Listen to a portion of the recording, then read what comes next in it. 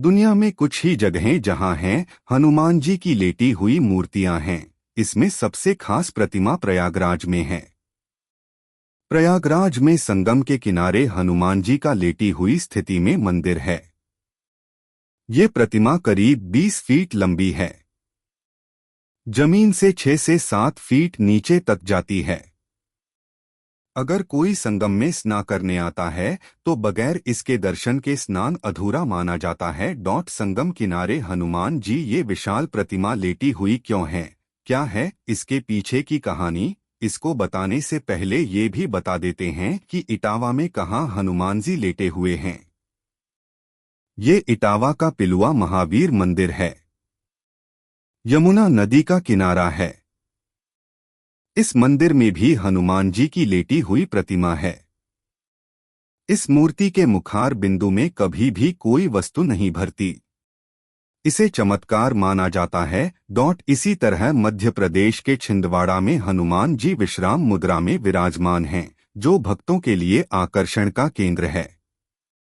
बरेली में भी रामगंगा नदी के उद्गम स्थल पर हनुमान जी की लेटी हुई प्रतिमा प्राचीन वट वृक्ष के नीचे स्थित है। अब आइए प्रयागराज के लेटे हुए हनुमान जी के बारे में जानते हैं।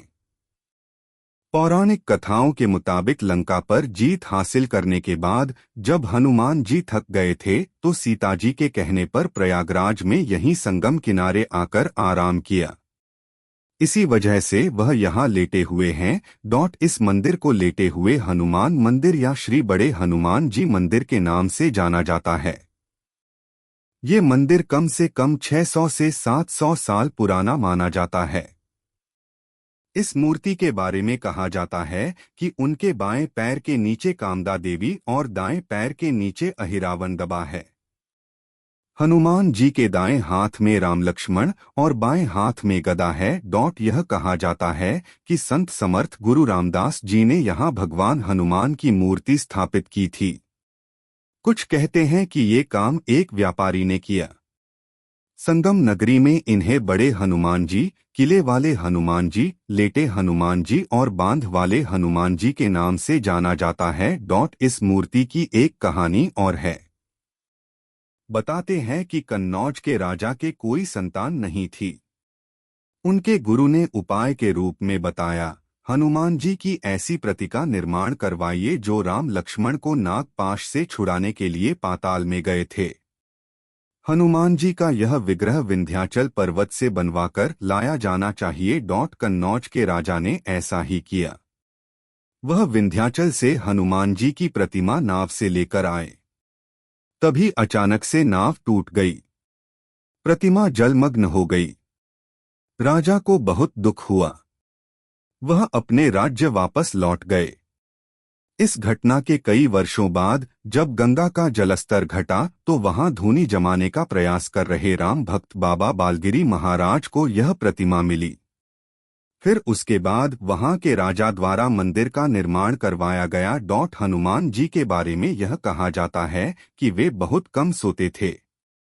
पौराणिक कथाएं कहती हैं कि हनुमान जी ने अपने जीवन का ज्यादातर समय भगवान राम की सेवा में बिताया।